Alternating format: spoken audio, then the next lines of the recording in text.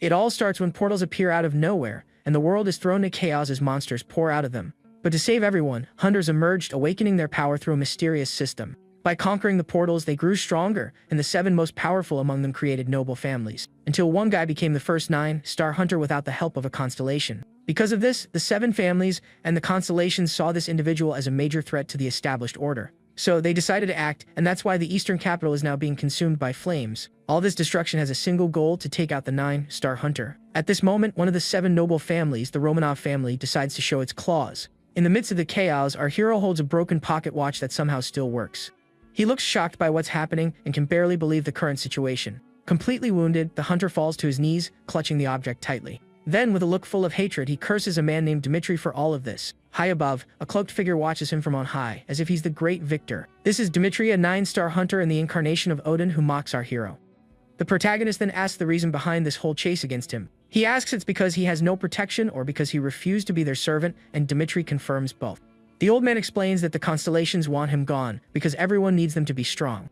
Our hero, a necromancer named Ryuga, understands they see him as a major threat. He thinks their reasoning is complete nonsense and gets pretty irritated by it. But Dmitri says that victory is decided by the power of the constellations, not by individual strength. Dmitri says that by choosing a profane power against life, our hero was abandoned by the stars. But the hunter stands up, saying the old man only talks tough because he hides behind Odin's power. With a dark aura surrounding him, he finally prepares to show the reason for his silence. Suddenly, various bones and skeletons begin to emerge from the ground, cloaked in a bluish energy. Then a wave of dark energy spreads across the area, which was devastated by the previous battle. The protagonist uses his secret technique, the Field of the Fallen, to raise the ones who were defeated. With this, an army of skeletons with glowing red eyes appears behind the Necromancer. Even though he's surprised, Dmitri decides to use his strongest magic to erase even the soul of the immortal king. The old man then concentrates a large amount of golden energy at his fingertips. Ryuga recognizes the attack as the Eye of Odin and knows his Field of the Fallen won't be able to withstand it. Without hesitation, his enemy unleashes his transcendent magic called Lord of Vermilion. A massive, brilliant sphere of energy forms in the sky, ready to destroy everything. In an instant, the attack is fired like a huge red beam toward our hero. Seeing his end, the Necromancer smiles and says that since he's going down anyway, he might as well try something. Dmitri is completely shocked and speechless to see that Ryuga is laughing at the situation. Then the protagonist raises the pocket watch he's been holding tightly this whole time. The artifact begins to glow and absorbs Dmitri's power, fulfilling the activation requirement. With its hands spinning backward, the watch announces that it's returning to the player's past. A golden light explodes as time begins to rewind, and the item's requirements are explained. Without the power of a constellation, our hero used his enemy's strength to activate the watch. The watch's energy hits the old man head-on, who doesn't understand the situation at all. In desperation, the old man yells, asking what the immortal king just did to him. Our hero explains that he'll be borrowing the power of Odin that his enemy is so proud of. With a smile on his face, he promises that next time, he will take down all 7 noble families. At that moment, the watch's hands start spinning wildly backward, reversing time.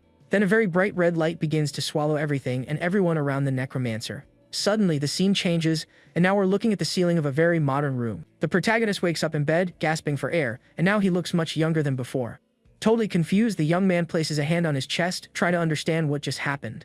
His gaze sweeps across the place to try and recognize the environment where he woke up. The young man then realizes he's in the bedroom of the old house where he lived years ago. Sitting on the bed, the boy looks at the watch and wonders if his plan actually worked. With a look of pure rage, he thinks of Dmitri and vows to make that old man pay. The item is the pocket watch of Kronos, an ancient relic that can interfere with time. With a confident smile, the young man realizes his risky bet paid off in the end. A system window pops up, and he understands he's returned to the day it all began, 10 years ago. His status screen shows he's level 1 and has the innate trait of clear mind. The system offers 3 basic classes for him to choose from: martial artist, mage, or cleric. He remembers that in his past life, he ended up choosing the path of magic without much thought. But this time, the young man won't rush and will become much stronger to survive until the end. With a plan in mind, he'll use all his knowledge from his past life to get stronger. With that in mind, the young man heads to a large hunter market to buy a special item. Arriving there, a friendly saleswoman greets him with a smile, ready to help. But before she can finish speaking, our hero interrupts her and asks for a very specific ring. The woman is completely confused and caught off guard by the mysterious customer's sudden request. She then warns him that the ring is cursed, but he doesn't care and asks for the item's price. Despite the saleswoman's warnings, the young man doesn't think twice before leaving the store with the item.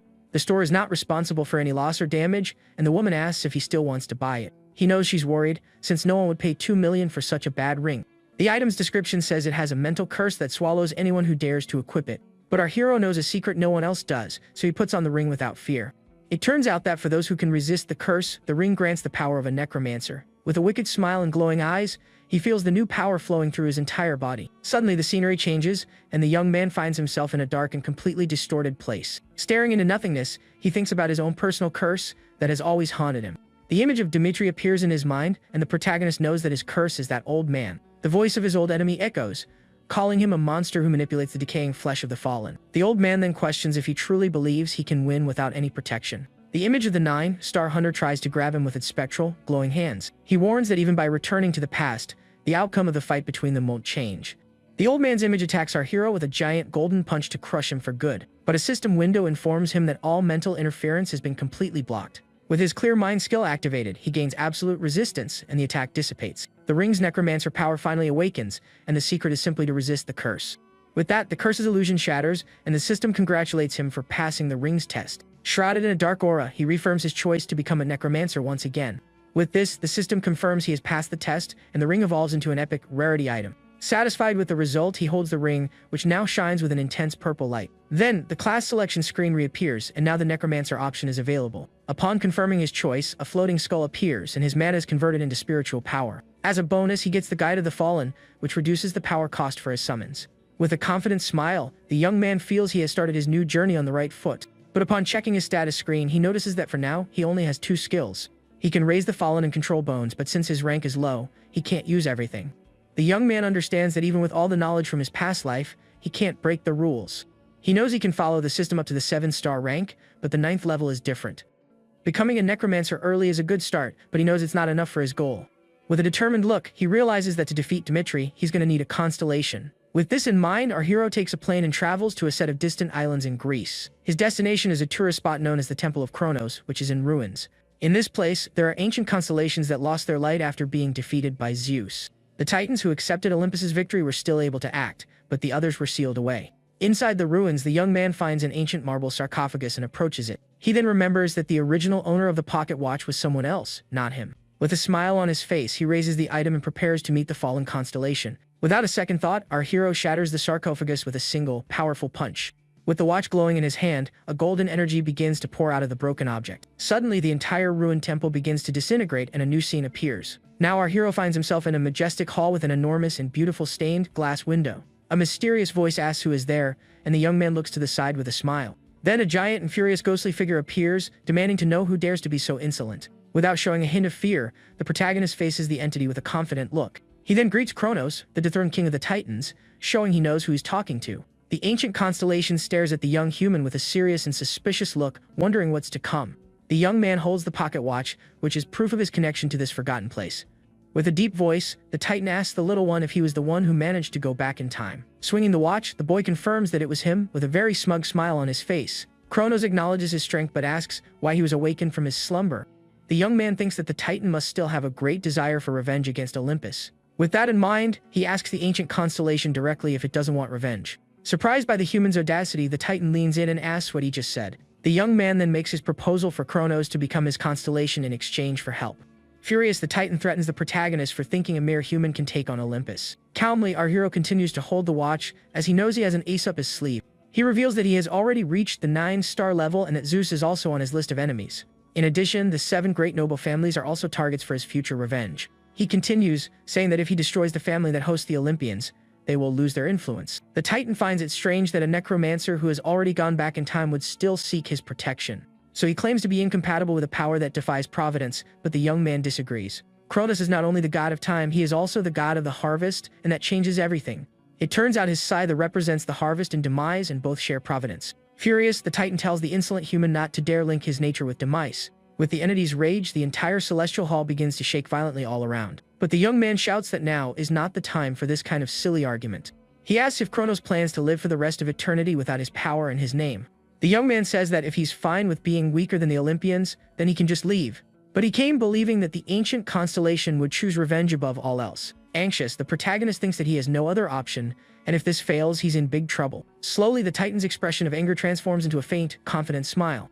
He admits that he has never forgotten his revenge and decides to test the power behind the young man's fury. The entity considers transforming the god of the harvest into something that defies providence itself. With his hand glowing, he warns that reversing his nature will cause immense agony, but if the boy can withstand all this pain, he will become its new proxy. Without warning, a very strong golden light begins to fill the entire celestial hall. Caught by surprise, the protagonist asks if the test is going to happen right now, at this moment. With an imposing voice, Kronos names him as his proxy and as his new saint. The protagonist is completely shocked to discover he has become a saint just like that. As a saint, he begins to receive a sacred power that flows through his entire body without stopping. But the dark attribute of a necromancer and the sacred one of a saint come into a major conflict. He knows that if he passes out now, he will lose his only chance to have a constellation forever. Meanwhile, the fallen titan just watches the young man struggle to endure the pain of the process. With great determination and effort, he forces himself to endure the transformation until the end. Sometime later, the scene changes and now the young man is back in Japan, walking calmly. He pulls his suitcase through the airport with a very calm and satisfied expression on his face. With a smile on his face, he seems happy to be back home after all that. Suddenly, a small version of Kronos appears and asks if the world has changed that much. The small entity floats around, commenting on how cruel and magnificent time is. The system then announces that a new star has appeared, and its name is now the Blue Giant. The protagonist complains that for someone who can't even give a blessing, the Titan talks too much. He thinks that even without power or worshippers, the new constellation seems quite happy about this. But to regain its power, they need to build a reputation for the Titan from scratch. Even so, after an eternity, the ancient god is excited to have been resurrected.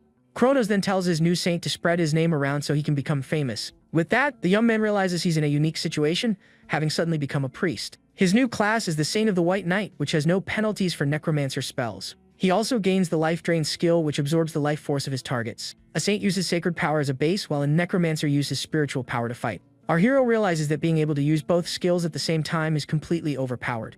Kronos boasts about making a good choice, and the young man says it was all calculated from the beginning. Now, with his initial plan complete, he starts thinking about his next step to evolve. With a smile on his face, he decides that the gate in Furojuku is a good choice for a test. The place called the Ancient Garden seems to be the perfect spot for him to test his new powers. Then the scene takes us to the middle of a big city on a very bright and sunny day. There, in the middle of nowhere, is a portal that connects to other dimensions and can be of two types. This is a fixed type called the Ancient Garden, and its entry requirement is to be 1 star. Since it's an easy portal, it's ideal for rookie hunters to enter and gain experience. Several hunters are looking for a party, and he remembers that he never had a decent team. He observes the other hunters with a serious look, focused on his own objective there. Then a group approaches and invites him to join their team since he's alone. But the protagonist politely declines the offer, continues on his way toward the portal. The group's leader is a little surprised but understands the young man's decision and leaves him be. One of them wonders if the boy will be okay alone, as he seems to be a new hunter. But the girl on the team says not to worry, since he himself refused their help. With a smile, he knows that at this level, he's fine on his own and just wants to test his new skills. Without further delay, the young man enters the portal, and the system confirms his entry into the Ancient Garden. Inside, he finds himself in a very calm and quiet forest with dense vegetation. He knows that in this type of place, silence always means something is about to jump out of the bushes. With a confident smile and glowing eyes, he prepares for his first prey in the garden. And just like that, a small, weird monster jumps from the treetops to attack him by surprise. The creature is a simple goblin with red eyes and a dagger, charging straight at him. But our hero doesn't even move and calmly waits for the creature's attack without showing any fear. The little monster lets out a high-pitched scream as it tries to stab the hunter with its small weapon. Then the young man thanks it for coming and uses his skill to convert spiritual power. With that, he activates his life drain and starts siphoning all the poor goblin's life force. The protagonist realizes that using sacred and spiritual power is quite similar in the end. Dark hands grab the creature, which screams in pain as its energy is drained relentlessly. With a greenish aura around him, he just watches the process with a very focused look. After absorbing all its life, the goblin's body falls to the ground, and the hero's base stats increase. He is shocked to see his attributes rise when he uses this skill to defeat monsters. With this, he calculates that defeating 25 goblins this way is the same as leveling up. Beside him, the small version of Kronos appears, floating to talk with its new saint. The entity asks if he liked it, and the young man confirms that this new skill is amazing. Very proud, the Titan tells the young man to praise its greatness, and he has to admit it's true. Now with a fresh body in front of him, he prepares to use his other skills. Shrouded in a green aura, he says it's time to begin and prepares to use necromancy. A greenish energy begins to enter the goblin's body for the resurrection process. With a sinister smile, he commands the fallen body to answer his call using his new skill. At that moment, the goblin's hand rises from the ground, covered in a greenish aura. With that, the rest of the monster's body begins to rise from the ground, ready to obey. The transformation is complete, and the goblin now has sharp claws instead of its hands. The young man looks with satisfaction at his first creation, a zombie goblin shrouded in an aura. To his surprise, the system announces that the creation is of high quality with very elevated stats. The status window shows that it has now become a 1-star undead zombie. The young man smiles because he knows that with this new zombie, he has helped to explore the garden. Now with the help of his servant, he continues to explore the forest in search of more prey. Soon after, 3 more goblins emerge from the bushes, ready to attack our hero. From atop a small hill, he and his minion watch the group of monsters approaching. Seeing the perfect opportunity, the young man decides to do a combat test and sends his servant to attack. Without hesitation, the zombie charges at the group of goblins to obey the order. It arrives with full force and lands a powerful punch right in the face of one of the goblins. But the other two stab it in the back, but being a zombie, it doesn't care about the wounds. The goblins continue their desperate attacks, but they can't truly harm the zombie. Ryaga scoffs at the scared goblins because a zombie can't be defeated with attacks on vital points. Taking advantage of the monster's distraction, the young man appears behind one and grabs it by the neck. He asks if he's not on the monster's radar and uses Life Drain to siphon its energy. The body drops lifelessly and its companion is terrified by the sight. The last goblin is paralyzed with fear as it faces the zombie slowly approaching it. Then, with a savage bite, the undead finishes off the little monster without any mercy. The young man then wonders if his skill also works on bodies that have already been defeated. With a smile, he confirms that it works and his stats rise again, making him very happy. Seeing that he can get strong quickly, he decides to pick up the pace and remembers an old saying. This saying goes that after defeating the first enemy, half the goal has already been achieved. In other words, with the first body in hand, a necromancer's job becomes much easier. The young man then activates his magic and turns all the goblins into his new minions. With this, he creates a small army of zombies with stats of almost 98%. With a satisfied smile, our hero knows that things are about to get much more fun. He sends his new army to attack and realizes that being a necromancer is the best thing in the world. The undead advance and destroy all the goblins in their path without any difficulty. Even when attacked from behind, the zombies feel nothing and continue to fight normally. One of the living goblins is shocked to see that its weapon doesn't even leave a scratch on the undead. The small creature is completely terrified and frozen by the monster that feels no pain. The minion then lunges forward and ends the goblin's life with a bite to its neck. Krotos complains that its contractor should fight with a bit more dignity in battle. But the young man tells it to get used to it, because this is how necromancers always fight. After a while, he reaches the maximum limit of 20 undead that he can control at once. Looking at his ring, he now has an army of minions ready to obey his orders. With eyes glowing in the dark, our hero's new minions are ready for battle. Then the small army of zombies charges at anyone who dares to appear. They attack a new group of goblins, who are completely terrified by the horde of undead. Suddenly, a fire arrow is shot by a mysterious archer who was hiding. The attack hits one of the goblins square on, which screams in pain as it's struck by the flaming arrow. The protagonist then realizes there's someone else nearby and stops his servants immediately. With a serious expression, he tells whoever is hiding in the forest to come out and show themselves. In response to the young man's call, someone begins to walk out from their hiding spot in the bushes. The group of hunters he saw at the entrance appears and asks who our hero is. Krotos wants to know what's happening, but the young man seems to recognize that group of people. He then identifies them as the twin shadow hunters, leaving his constellation confused. With a dark look, he remembers that they were the ones who tried to end his life in the past. Yuta and Yuka Rendo were known as the famous fraternal twin hunters of that time. He remembers they gave him trouble, but Krotos thinks the two of them don't seem that strong. The young man explains that they are one star now, and that before there were only two of them, not three. The entity suggests taking them out, but Ryaga refuses because they just accepted a job. Then the group's leader approaches and asks if our hero is the one controlling the zombie. The protagonist realizes that the Necromancer class isn't well known at this time yet. With his zombies behind him, the young man confirms that the creatures are his combat summons. With a focused look, he already begins to plan his next steps in this new timeline. Our hero thinks that he needs luggage carriers and that they only became hunters for the money. With that in mind, he approaches the group and proposes that they work together in the dungeon. The offer is that he defeats the monsters and the group collects the magic stones, with an 80-20 split. The trio remains silent as they analyze the proposal from the mysterious zombie hunter before them. The forest of the ancient garden remains quiet as the group decides what to do next. The other two members whisper to the leader, saying they can't trust a guy who summons the undead. While they discuss, our hero eats something calmly without worrying about their decision.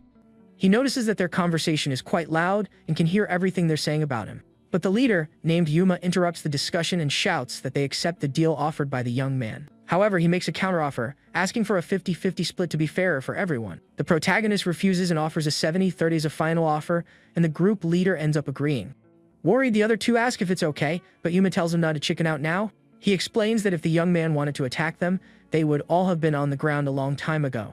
Besides, the guy came in without gear and has absurd confidence, so following him will earn more money. Sometime later, the forest of the ancient garden seems more dangerous and tiring than before. One of the group members is completely exhausted on the ground, begging for a short rest. The girl on the team is also at her limit and can barely sit up from exhaustion. Standing, Yuma looks at the huge pile of magic stones they've managed to gather so far. He knew the boy wasn't normal, but the result of the hunt was far beyond what he had imagined. Meanwhile, our hero remains calm amidst a sea of bodies, creating another zombie for his army. The young man points to more bodies and tells the group to go collect their magic stones. With a forced smile, Yuma asks if they shouldn't take a short break to rest. But our hero's army of zombies continues its relentless hunt without stopping for a second. The protagonist points to another body on the ground and tells the group to go get the stones. With a fake smile, he tells them not to rush and to do everything in their own time. Seeing that scene, the group realizes there's no way out and that this guy isn't really human. After a while, it seems they have finally cleared all the monsters from that area. With the job done, the young man decides to check his status to see his progress. His attributes have increased a lot and his sacred and spiritual powers are well balanced. Satisfied, he notes that his stats have risen significantly, and he's now like a level 4 hunter. Now that his level has gone up, he looks at the forest and prepares for the next challenge.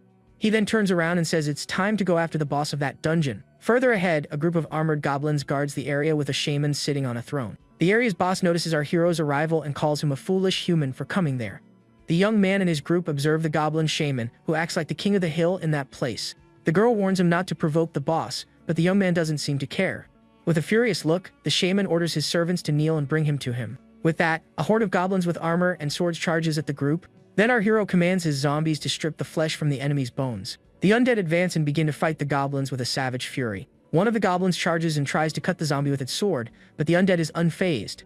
The zombie then retaliates with a savage bite on the goblin's arm, which screams in pain. With this, one of our hero's undead is defeated, and the system announces that his number has decreased. But the young man doesn't care, and with a serious look, he commands the goblin's body to answer his call. In response to the command, the monster's hand moves and begins to rise from the ground. The newly defeated goblin rises as a zombie, and the young man's servant limit returns to normal. Without wasting time, the new undead attacks its former comrades with uncontrolled fury. It easily breaks one of their arms, showing its strength and loyalty to its new master. The group of hunters is shocked to see the young man turn the bodies of enemies into servants. Seeing that his soldiers are losing, the shaman begins to chant a mysterious spell in his language. He slams his staff on the ground, and a totem of valor appears to inspire his goblins in battle. With glowing eyes, the monsters grow stronger and prepare to attack with full force. The boss boasts that his totem weakens enemies and strengthens all his allies. But one of our hero's zombies shatters the shaman's staff with a single bite. The boss turns around, startled, and can't believe what just happened to his totem. With a furious look, he shouts that a mere human managed to destroy his totem of power. Then suddenly, several skull staffs begin to emerge from the ground around the zombies. One of our hero's undead uses the staff to attack one of the goblins with full force. With a confident smile, the zombie and its companions are not going to let the enemies get away with it. The goblin shaman is paralyzed with fear as he watches the scene with his broken staff. With a confident smile, the young man asks the boss if he's frustrated with the situation. At that moment, one of the armored goblins holds its staff and prepares for the attack. The shaman activates his curse of madness, and a wave of red energy explodes everywhere. The group of hunters feels the effect of the magic and becomes dazed with a strong headache. With this, the strength and agility of all goblins increase by 50 points at once. Stronger, the monsters begin to attack the zombies with full force, and one is defeated instantly. The battle intensifies and the zombie army begins to be decimated by the enraged goblins. Little by little, the number of our hero's servants decreases drastically on the system screen. In a short time, only 8 of the 20 undead he had in his army remain. Seeing the carnage, the protagonist realizes that the shaman's staff is his ace in the hole. The boss boasts about his bone staff, which carries the grudges of all the fallen goblins. The young man then asks if the staff is made of bone and realizes something very important from this. With a wicked smile, he thinks that with this information, victory will be very easy. He then activates his bone control skill to turn the tables in his favor. The shaman is shocked to see his staff begin to tremble and move on its own in his hands. The staff's skull then flies into our hero's hand, who catches it with a swift movement. With that, the curse of madness is interrupted, and the protagonist is left holding the skull.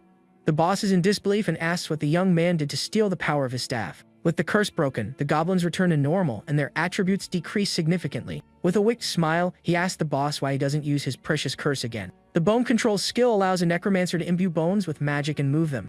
The young man realizes that because of the grudges, the staff has a better reaction speed than normal bones. With a wicked smile, he tells the boss he can have his staff back and throws it at him. The staff returns to the shaman like a sharp spear and hits him head on with full force. The boss is completely shocked and can't believe he was hit by his own weapon. The attack hits him squarely, leaving him gravely wounded with his own weapon embedded in his chest. Unresponsive, the goblin boss falls to the ground lifeless, with the staff's skull still in his body. With the boss defeated, our hero uses his life drain to absorb the monster's power. He notes that the goblin's power is quite large, as he was the boss of that dungeon. Suddenly, he turns and looks back as if he realized something he had completely forgotten. The group of hunters stares at the young man with an expression of both amazement and confusion. The protagonist kneels and begins to collect the goblin chief's blood in a small bottle. He realizes he almost used all of the monster's blood and nearly forgot to collect it. Then he stands up and tells the group he'll leave the cleanup to them and departs. The trio is stunned by the number of bodies scattered on the forest floor of the garden. Back in the city, the scene shows tall, modern buildings under a bright, shining sun. Our hero walks calmly down the street after leaving the portal and completing his mission. With a confident look, he exits the dungeon as if nothing had happened inside. Behind him, the group of hunters carries a huge amount of magic stones with great effort. In the crowd, people wonder how they managed to get so many stones with just 4 people. Yuma congratulates our hero and asks if they should leave the stones at a shop. But the young man says that to sell them at a fair price, it's better for them to carry the stones themselves. With a serious expression, he says he can't trust a group he just met today. The trio is shocked, and Yuma says they work too hard to be treated like this. Our hero asks how much they think they'll get, and Yuma estimates around 6 million. He then picks up the shaman's staff and says that item will probably be very cheap. The protagonist asks why, and the leader explains the restrictions in the item's poor stats. The Staff of Grudges is a rare item, but it can only be used by priests, and its attributes are bad. With a confident smile, the young man knows that since he has both classes, he can use the item. He then says he'll keep the staff, and Yuma is surprised and asks if he's serious. The protagonist confirms and tells the group to deduct the item's value when they settle the accounts. But Yuma says that since they could never have gotten the item alone, there's no need to deduct anything. The rest of the group agrees to follow their senpai's lead and accepts his decision. With a satisfied smile, the young man thinks what he likes most about that united team. He then says goodbye and invites the group to dive into the dungeon together again tomorrow. The next day, the system confirms our hero's entry into the ancient garden once more. Beside his goblin minion, he observes the forest with a serious and focused look. With a serious expression, he seems to be planning something big for his second expedition. But Yuma appears completely exhausted and says he doesn't think he can continue today. The rest of the group is also on the ground, drained, surrounded by bodies and magic stones. He also says their bags are already full, so the group agrees to head back first. Alone with his army and his constellation, our hero continues his journey through the forest. Kronos asks why he sent the group back, and the young man asks if it was that obvious. He then explains that he doesn't want anyone seeing what's going to happen from now on in the dungeon. With that, he reaches the north side of the ancient garden, where the forest seems darker and more humid. The dense vegetation and the river that runs there create a perfect environment for other types of monsters. Hiding in the bushes, the red eyes of new creatures begin to glow in the dark. Suddenly, a group of frogmen with spears jumps out of the bushes to attack our hero. Without wasting time, he sends his zombies to attack the new creatures that appear to fight. With a savage attack, one of the zombies bites the head of one of the frogmen with force. But the creature retaliates and pierces the zombie's head with its spear, defeating it instantly. Another frogman attacks one of the undead from behind and hits it with a fatal blow. With this, the number of our hero's servants begins to decrease again on the system screen. The battle continues, and the frogmen prove to be much stronger adversaries than the goblins. The protagonist realizes that the new enemies have higher stats, which is why they are tougher. He then uses his potion control skill and launches his staff like a missile. The attack hits one of the frogmen right in the chest with great force. But the creature has the ability to reduce piercing damage and survives the attack. With a vein popping on his forehead, our hero gets very irritated with the monster's resistance.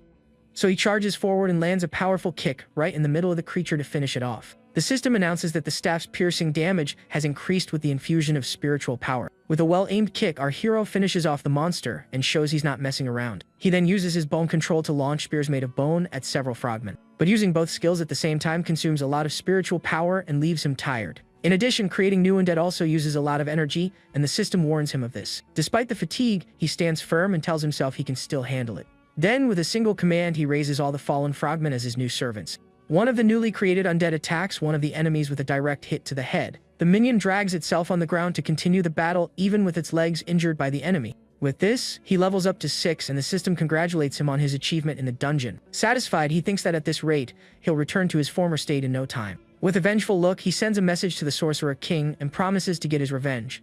After clearing the area, he arrives at a place with ancient ruins and a mysterious cube in the center. With his army of zombies, he approaches the location and prepares for the next step. He then takes out a frogman heart he had saved and looks at the item carefully. Kronos asks what he plans to do, and the young man tells the entity to be quiet so he can concentrate. The protagonist explains that if he drips the shaman's blood on the heart, something special will happen. A green energy begins to emanate from the heart, which now pulses with a new and strange life. Satisfied with the result, he holds the item, which now glows with an intense green light. With a wicked smile, he reveals that he can now access a secret area of the ancient garden. With this, the system congratulates him for discovering the secret and moves him to the proving grounds. He then finds himself in a giant battle arena, and the system confirms his entry into the location. The arena floor is made of packed earth, and the stands seem very old and worn. The young man explains that before regressing, he found the place but couldn't enter at the time. Suddenly, a barrier of light appears and prevents him from leaving the arena with his zombie army. A giant monster's paw steps onto the ground, and a new creature prepares to appear in the arena. The young man is a bit surprised by the barrier, and the system announces that the test is for one person. The test's objective is to prove his courage and potential in the ancient proving grounds for the constellations. With a confident smile, our hero prepares for what's to come in the battle arena. Then a giant Dragonian appears, and the system announces that he has 10 minutes to survive. These proving grounds were created by the Dragon Army for constellations to choose hunters. In the giant battle arena, constellations could observe the hunters and choose the strongest ones.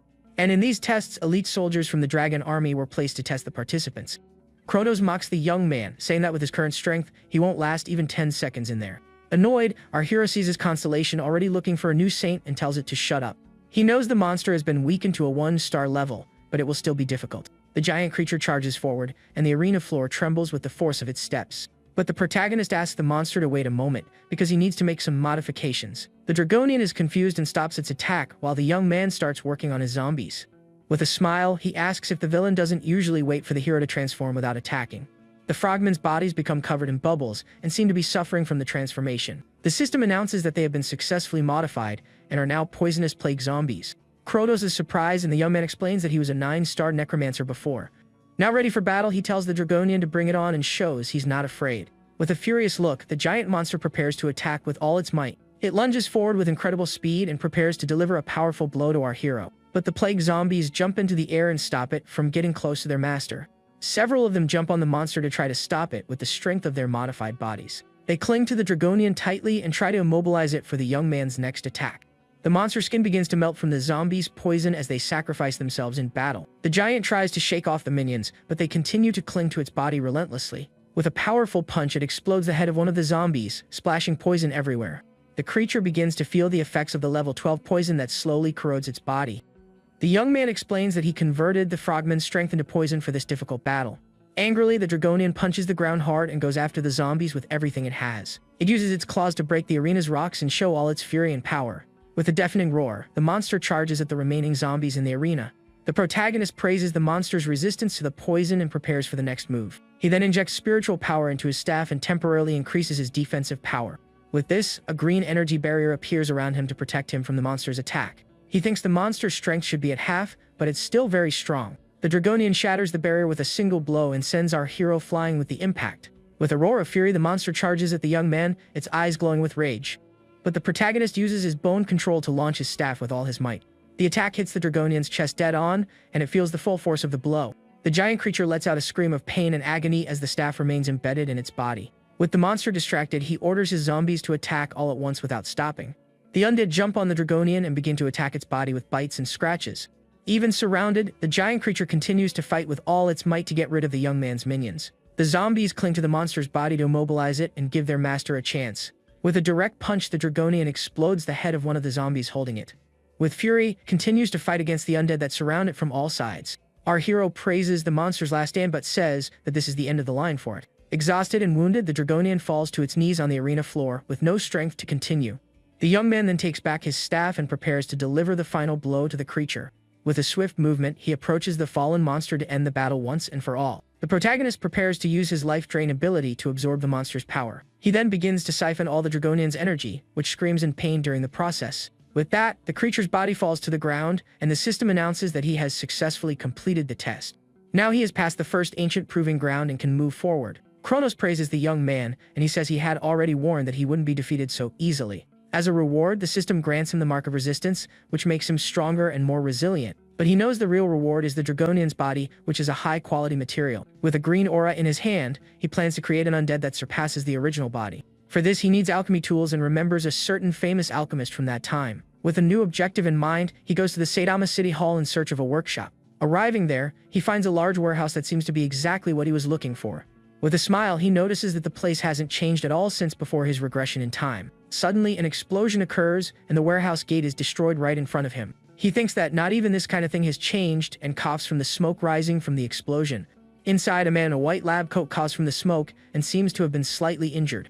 With a confident smile, the young man knows he has found the person he was looking for. He finally finds the great alchemist Renya Shintani, the creator of the mid-grade potion. That man is the genius who established the formula for the first mass production of potions. Our hero approaches and asks if he can have a moment of the famous alchemist's attention. He introduces himself as Ryuga and says he came there to borrow the alchemy tools. Renya is visibly annoyed by the sudden request, and the young man tells him not to be so uptight. He says it won't be a fair trade if he just borrows the tools without giving anything in return. The protagonist then reveals that he knows Renya is researching the healing potion formula. Shocked by the revelation, the alchemist asks how he knows that, and our hero offers to help. Inside the lab, Renya is surprised by the potion our hero prepared in front of him. He wonders how the young man managed to stabilize a potion that was about to explode at any moment. With a red face, he stares at the test tube and can hardly believe what he's seeing. The protagonist explains that Renya would only discover the formula in a few years, which is why he didn't know. With a smile, he asks the alchemist if he wants to test the new potion he just made. Without a second thought, the young man grabs a scalpel and makes a small cut on his own arm. He then picks up a small bottle and drips a few drops of a strange liquid onto the wound. Next, a white foam covers the cut and begins to take effect on our hero's skin. With the potion in hand, he shows his arm completely healed and without any mark of the cut. Renya's eyes sparkle and a huge smile appears on his face as he sees the potion working. Excited, he praises the young man and asks if he really managed to create the formula successfully. The alchemist approaches, all excited to take the potion and see the result up close. But our hero raises his arm and stops him from taking the test tube with the formula. He asks if Renya is curious about the formula, and the alchemist confirms with great excitement. With a wicked smile, the protagonist asks if the other would mind lending him a hand. With the proposal on the table, the young man decides to change the terms and invites the alchemist to work with him. In return, he offers to teach potion recipes and other things with a 6-to-4 split. Renya is suspicious and asks if he gets the 4%, and the young man confirms. With a smile, he thinks that the alchemist has already fallen into his trap and there's no escape. With a wicked smile, he says that from now on, Renya is his new business partner. In the lab, Renya is startled by the giant dragonian body right in front of him. He asks what that is, and our hero explains that he's processing the body for a ritual. The protagonist reveals himself as a necromancer, and the alchemist is even more shocked by the revelation.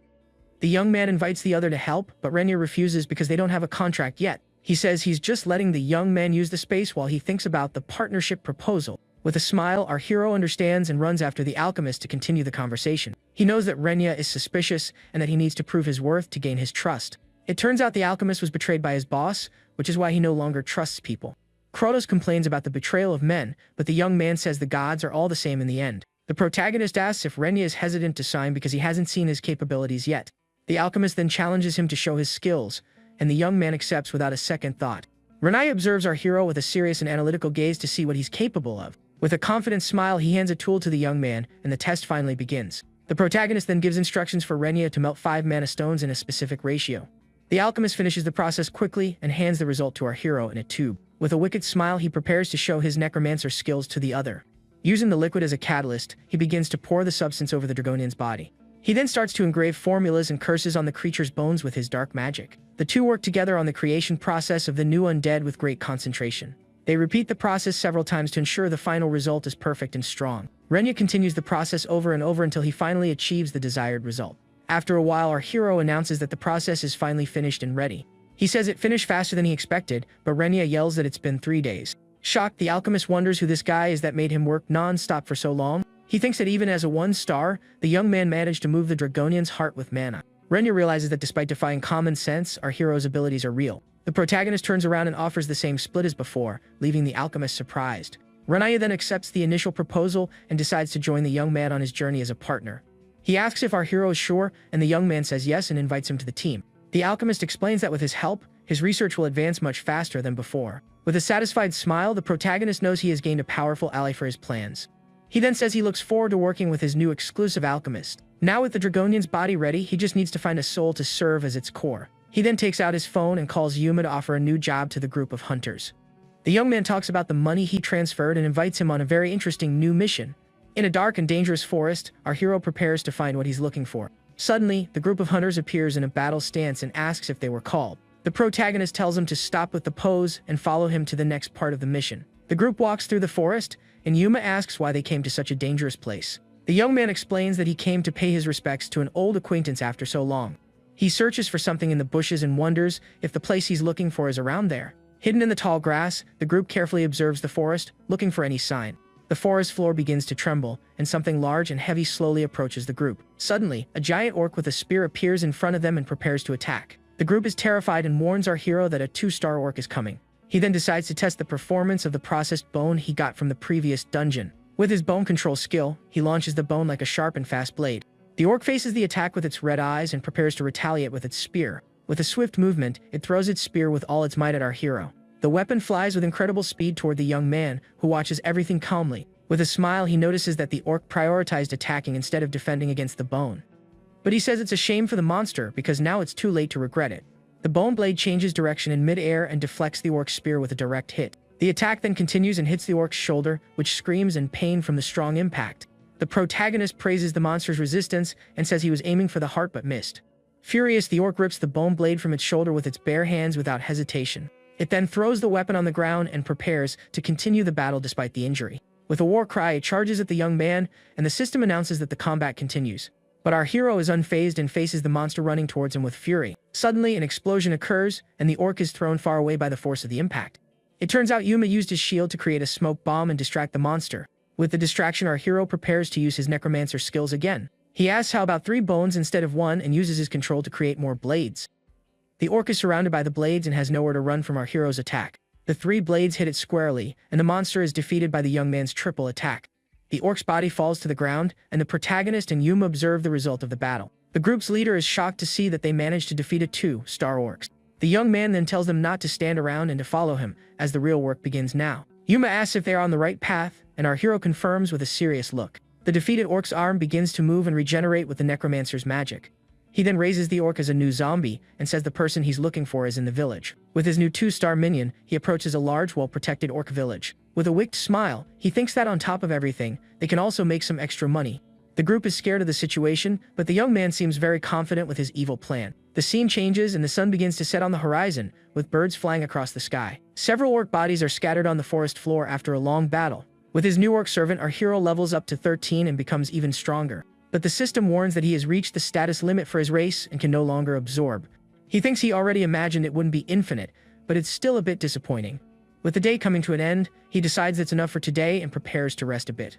While camping, the group eats around the campfire, and our hero watches from a distance. He asks if he's ready, and the boy says it's been 3 days of intense hunting. The protagonist says his stats have risen, and that tomorrow they will go to the orc settlement. He then asks the group to stand watch at night, and everyone agrees, excited about the mission. With his zombies, he enters his tent to rest, and the group says goodbye to him. Under the light of the full moon, the 2 undead orcs stand guard in front of the camp. Meanwhile, the rest of the group sleeps peacefully after a long and tiring day of work. On top of a rock, our hero watches the starry sky and seems to be deep in thought. He finally levels up, and with a dark aura around him, he feels stronger. The system then accesses the Library of Knowledge and the files of the Ancient Master of Demise. With his ring, he opens an ancient book to see what he has unlocked with his new level. But the system prevents him from accessing the content and requires him to be level 45 or higher. He gets annoyed for only having access to beginner guides even though he was once a 9-star hunter. Despite being frustrated, he knows it's better than nothing and decides to read what's available for now. Sitting on the ground, he begins to read one of the books to learn what he can about his abilities. The book is written in a strange language, but he can read and understand everything perfectly. With his eyes glowing, he focuses on reading and absorbs all the knowledge from the ancient book. The system then announces that he has learned a new skill, and the sun begins to rise over the mountain. Suddenly, one of the group members wakes up startled and panting inside the camping tent. He looks to the side and seems to have seen or heard something strange during the night. It was one of his orc zombies staring at him with its glowing, scary eyes. He wakes up the group and says it's time to start the attack on the orc settlement. Yuma complains that they see the zombie every day but still get scared by its appearance. The young man says he made some improvements to his minions, and they are now stronger than before. With his new skill, he created 2-star armored zombies with strength and durability. He used bone armor to protect his zombies and flesh manipulation to strengthen them. Now with his army ready, he says it's time to go to the orc settlement. The sun sets on the horizon, and night begins to fall over the mountains and the dark forest. With his army of zombies and the group of hunters, our hero prepares for battle. They arrive at a large orc settlement with high walls and watchtowers all around. One of the lookouts rings the alarm bell and shouts that an enemy attack is approaching the gate. Several orcs with spears and armor gather at the gate to defend their village from the attack. The protagonist uses his bone control to prepare for the invasion of the settlement. He launches a barrage of sharp bones that easily shatter the wooden gate. The orcs are caught by surprise by the explosion, and the gate is completely destroyed by the attack. Our hero tells the enemies to stop making noise and catches one of their spears with his hand. With a quick movement, he throws the spear back and hits one of the orcs in the back. A giant orc with a red axe appears and seems to be one of the leaders of that place. Besides him, several archers position themselves on the walls and prepare their arrows to attack the group. A shower of arrows is fired at the invaders who prepare for the attack. Yuma uses his shield to protect the group from the shower of arrows coming from the walls. The girl on the team then readies her crossbow and prepares to retaliate against the archer's attack. With her fire arrow, she fires a powerful attack that hits several orcs at once. The attack is a success, and the monsters are defeated by the hunter's explosive arrow. Our hero praises the girl's skill and says they are just getting started with the battle. The group then charges at the orcs who are still standing in the settlement. The protagonist sends his army of zombies to attack, and the battle finally begins for real. One of the undead orcs fires a beam of blue energy from its eyes with its new ability. The attack hits one of the enemies dead on and blows it to pieces with the force of the beam. With a satisfied smile, he thinks it was worth studying the books the night before. The living orcs are terrified by the power of the zombies and don't know what to do in battle. But the young man says that was just the appetizer and that the real fight is about to begin.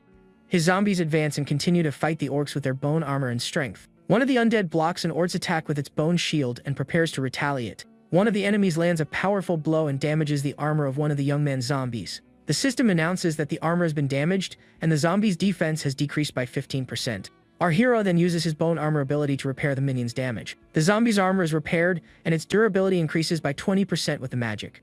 He then uses flesh manipulation to further strengthen his servants in battle. One of the orcs is frightened to see the zombie's flesh regenerating and becoming stronger. The zombie's flesh latches onto the orcs and immobilizes them so that the other servants can attack. Yuma is impressed to see that the young man is using the zombie's flesh to trap the enemies. He realizes that our hero is not only powerful but also has great skill management. In the midst of the battle, a giant, muscular orc stumps the ground hard and draws attention.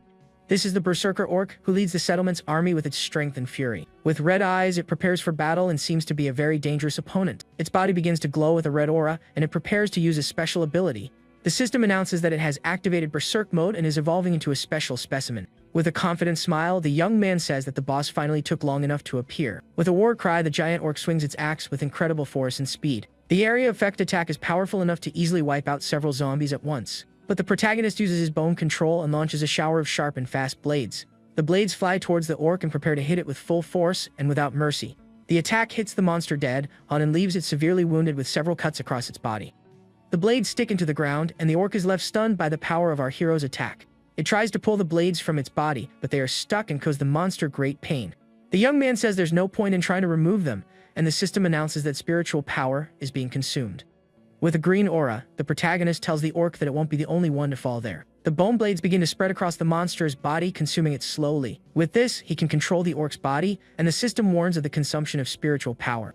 He knows that if one of the bones comes out, the orc will move, and his only chance is to pierce its heart. With his spiritual power at 68%, he uses his bone control once more. A large bone stake pierces the orc's chest, hitting it right in the heart. With the fatal blow, the giant monster falls to the ground, and the protagonist manages to win the battle. Tired and out of breath, he stands silent for a moment to catch his breath from the fight. He then uses his life drain to absorb the orc's energy and recover his power. With the ability activated, he instantly recovers 74% of his spiritual power. With a wicked smile, he feels reinvigorated and ready for the next part of his plan. Yuma sees the other orcs fleeing and starts shouting for them to run and escape that place.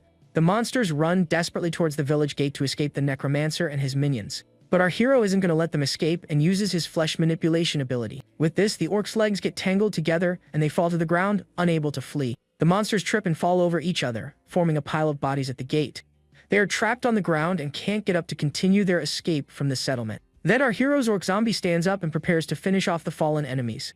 With its axe in hand, it attacks the village chief and defeats him with a single, powerful blow. The group of hunters is shocked by the amount of magic stones they managed to get. But the young man picks up the chief axe and says that this is the real prize of the battle. The weapon is the rare blood axe, which amplifies the power of its user. With a satisfied smile, he says it was worth conquering the orc village for that item. He asks Yuma to take care of recovering the loot while he goes somewhere else. The young man thanks the group for their help and says goodbye as they clean up the area. He walks across the packed earth of the settlement in search of something very specific. Then he finds a giant ancient tree and tells himself that he has finally found it.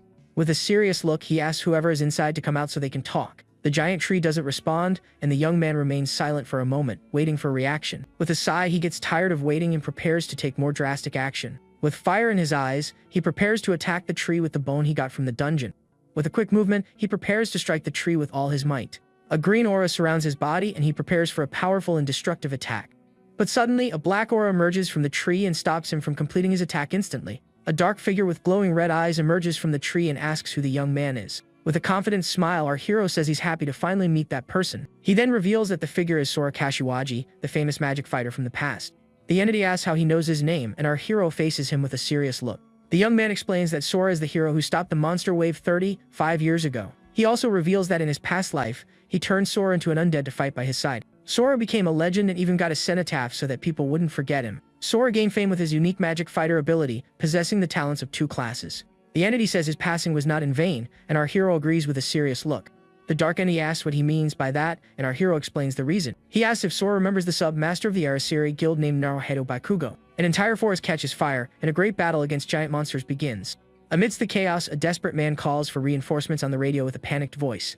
He warns that there are still civilians trapped in the southern agricultural district, surrounded by monsters. The man screams Bakugo's name on the radio and asks for help to save the trapped people. But the monsters advance, and the group of hunters tries to protect the civilians with their shields. On the other end of the line, the radio announces that reinforcements are not available and they can't help. Sora realizes they were used as bait from the beginning and that it was all a plan. He understands that while they fought in the south, the rest of the guild escaped through the north gate.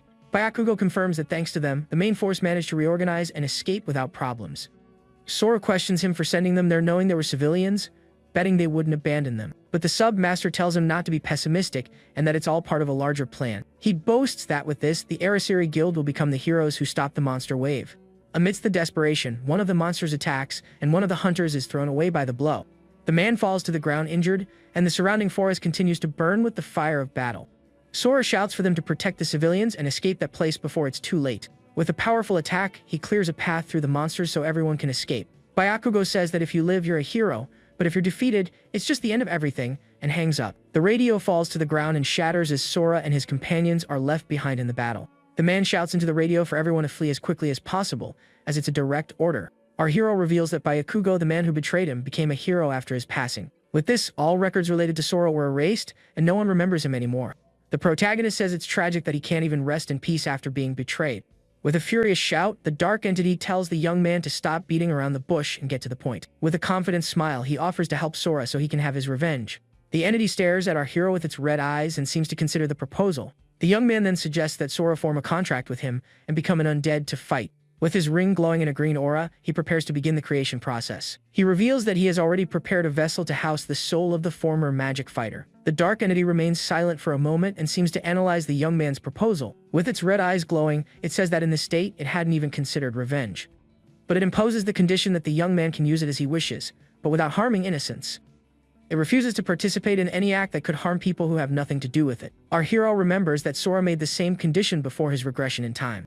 With a smile, he thinks that, as expected of a hero, his heart hasn't changed at all. He then accepts the condition and promises not to use his powers to harm innocents. With the deal sealed, the entity says that it will then become his new combat undead. With this, the system announces that he has acquired possession of the earthbound spirit named Sokyu Kashiwaji. He remembers that in his past life, he reincarnated Sora into a skeleton knight from the underworld. Kronos praises the creation and says that the new undead is a true masterpiece of necromancy. The new servant stats are very high, and it possesses Sora's magic fighter abilities. Excited, the young man points to the characteristics and says that this is something he didn't have before. The magic fighter trait allows him to use skills from both classes without penalties. He asks the new servant how it feels in its new undead dragon body. Sora says it's not as good as when he was alive, and the creation is still incomplete. The protagonist knows it's because of the curse formula he used to mimic the concept, but he thinks it's a better start than before, and that this is already more than enough. With his new servant ready, the young man tells them to go and start the next phase of the plan. But the Dragonian slaps its own head and calls him a minion with an angry expression. Our hero is confused, and the new servant shrinks in size and sulks with its arms crossed. He asks what's wrong, and the servant says it didn't like being called a minion. The protagonist suggests calling it by its real name, but Sora says he has discarded his old name. The young man finds the new servant troublesome and wonders if its personality changed with the transformation. The Dragonian asks for a name that intimidates the opponent, but our hero can't think of a good one. He suggests Fafnir, Tiamat, and Black Dragon, but the servant refuses them all for being clichés or over the top. Annoyed, the young man suggests Orochi, but the Dragonian refuses again, making him even angrier. The protagonist wonders if he should hit it, but the servant just grumbles with its arms crossed. But in the end, it accepts the first name and stretches to show it's ready for action. Tired of the argument, the young man agrees and turns to leave, calling the servant by its new name. But Fafnir yells for him to wait and complains that he's practically wearing nothing. He looks at the settlement and seems to be looking for something to cover himself and be more presentable. Then he picks up a piece of cloth from the ground and wraps it around himself to cover his lower parts. With a sigh of relief, he says he's a little better now and more comfortable to fight. Now dressed, he turns and tells the young man they can go and start the next mission. Our hero is confused and wonders if this was Sora's true personality all along. Back at the lab, Renya is startled to see something strange happening in his warehouse. With his eyes wide, he shouts that the body soaking in the solution is moving on its own. The protagonist says he obtained a suitable soul for the Dragonian's body at the border. Fafnir complains that the alchemist is scaring him and asks if he can punch him. The young man is called by his name and seems to be receiving a new mission or information. Yuma announces that they are going back to Tokyo to organize the items they collected in the dungeon. Alone, our hero prepares to use his necromancer skills on the orc's body. Renya and Fafnir watch as he wonders what to do with the body of the village chief. The Dragonian asks what he's going to do next, and the alchemist continues to watch curiously. With a wicked smile, he asks if the two are curious to know what he's going to do. Renya vehemently denies it but remembers that last time his arm almost fell off from working so much. He tries hard not to get involved but can't suppress his scientist's curiosity. The alchemist knows that the young man always exceeds his expectations, which is why he can't resist. The protagonist uses his flesh separation skill to begin the creation process. The orc's flesh begins to separate from the skeleton and prepares for a new transformation. Kronos asks if he's going to create another undead, and the young man says fighting power is never too much. The system announced that the skeleton's completion rate is high, and its stats increase by 100%. Renya then hands over the extract he prepared for the young man to use in his new macabre creation. With the stable quality of the extract, the skeleton specializes in defense and becomes more resilient. With a satisfied smile, he thinks he can use his new creation as a bodyguard. The skeleton's legs form, and it stands up from the ground ready to receive its orders. The new undead is a 2-star skeleton guard with a bone shield and sword. The young man tells the skeleton to protect him well when he uses his life drain ability. With a nod, the servant agrees, and our hero praises its good work. Renya asks why he created a skeleton, and the young man explains the advantages of this type of minion. Unlike zombies, he can provide spiritual power to the skeleton and control it as he wishes. The alchemist is impressed that he even thought about the maintenance of the undead he created. The protagonist then says he needs to leave and asks Renya to take care of the skeleton while he's away. The alchemist asks where he's going, and our hero turns to explain the reason for his departure. He reveals that since he leveled up, the Pantheon has contacted him to receive a sacred spell. Renya is silent for a moment, shocked by the revelation he just heard from the young man. He shouts and asks what that means, and our hero just looks at him with a calm expression. With the image of a praying skeleton, he asks if Renya didn't know he was a priest. The young man says that he is actually a very devout believer, and Kronos floats beside him proudly. The alchemist freaks out and says that's impossible, even if the world turns upside down. The protagonist ignores the outburst and asks if he has finished registering the patent for the potion. Renya confirms and says the review process should start soon, and our hero praises his speed. The alchemist says the only problem is advertising, as the exhibition only happens next year. The young man then offers to help and says he will promote the potions if he gets the chance. With a smile, Renya hands one of the potions to the protagonist and asks him to do it.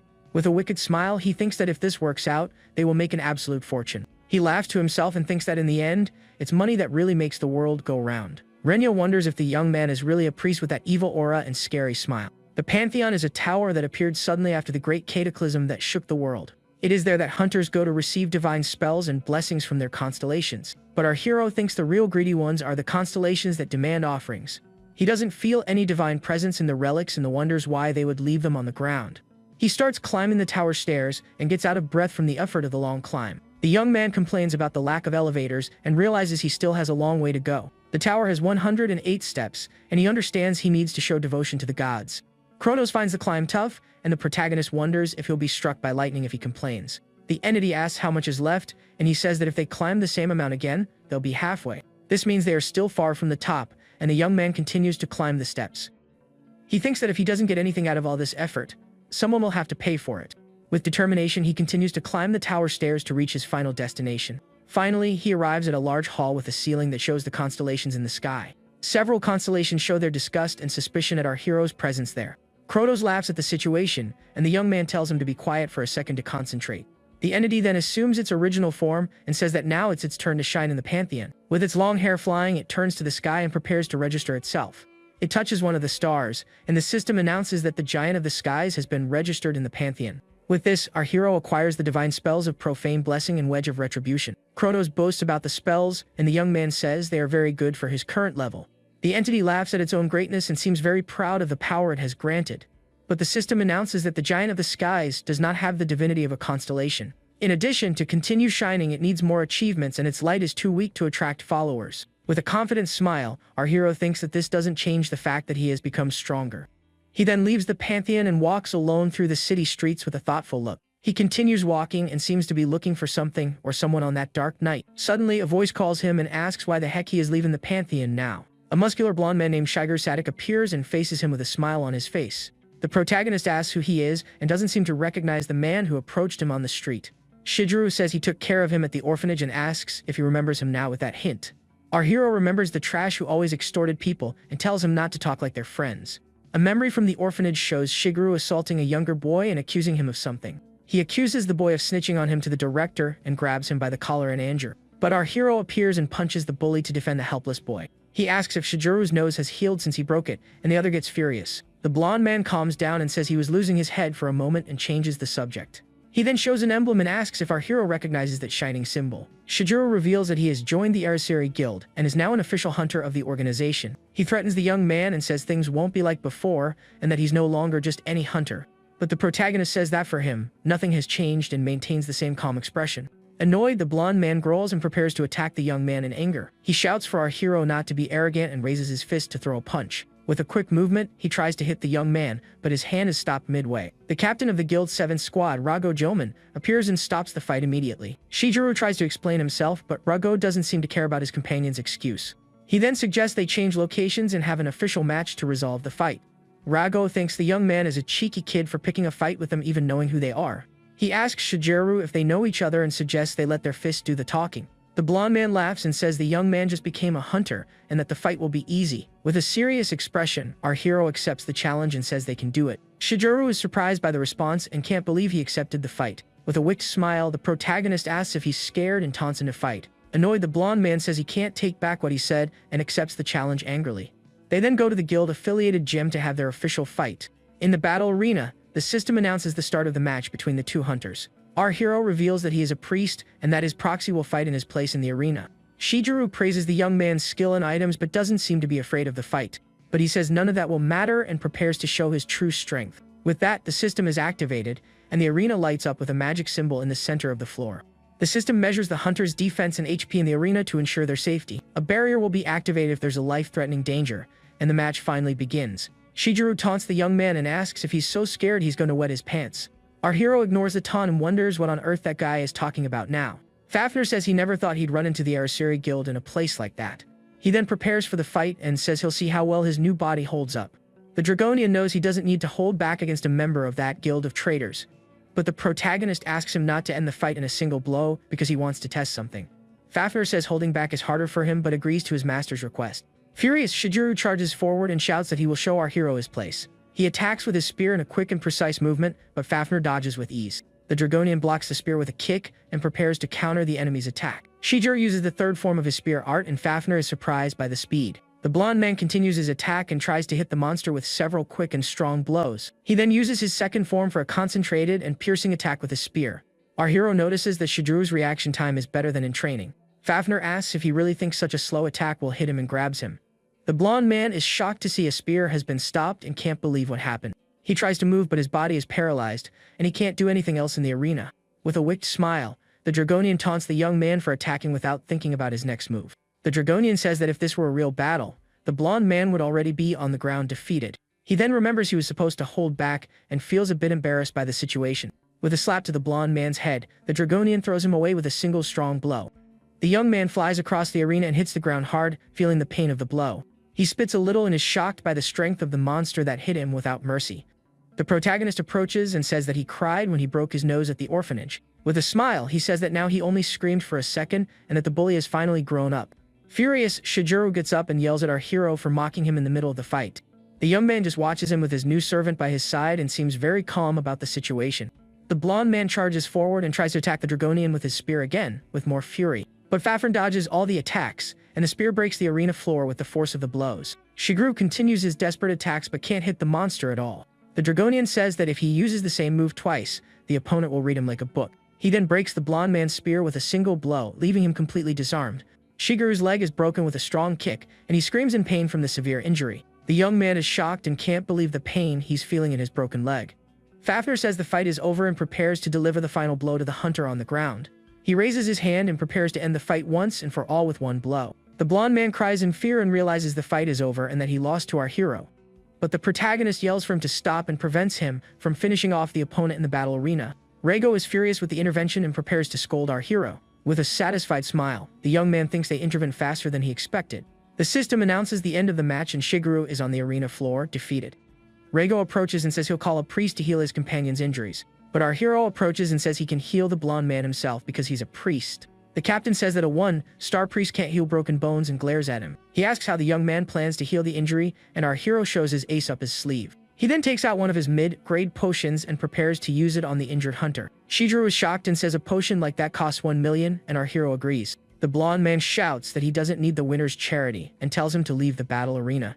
The young man says he's offering help and that he should accept, but the other continues to refuse. With a wicked smile, he pours the potion on the blonde man's broken leg, and the healing begins.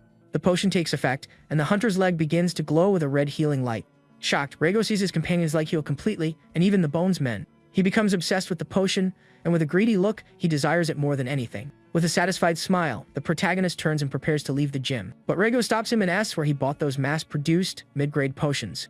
Our hero thinks that the captain took the bait, and now his plan is going as expected. He asks if, as a captain, Rego must be a 3-star hunter, and the other confirms. With a wicked smile, the young man challenges him to a match in exchange for the information about the potions.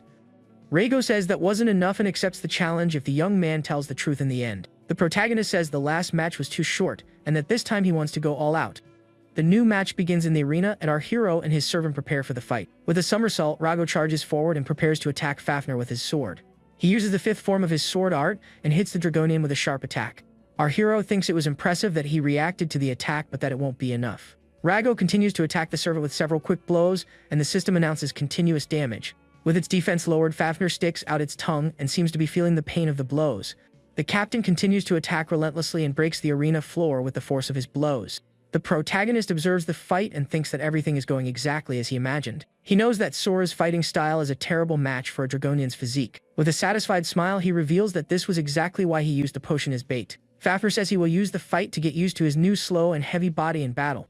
The young man praises his right-hand man's attitude and prepares to help in the fight as well. With a green aura in his hand, he says he can't just stand by and watch the fight. He then uses his profane blessing to strengthen his servant and turn the tables in his favor.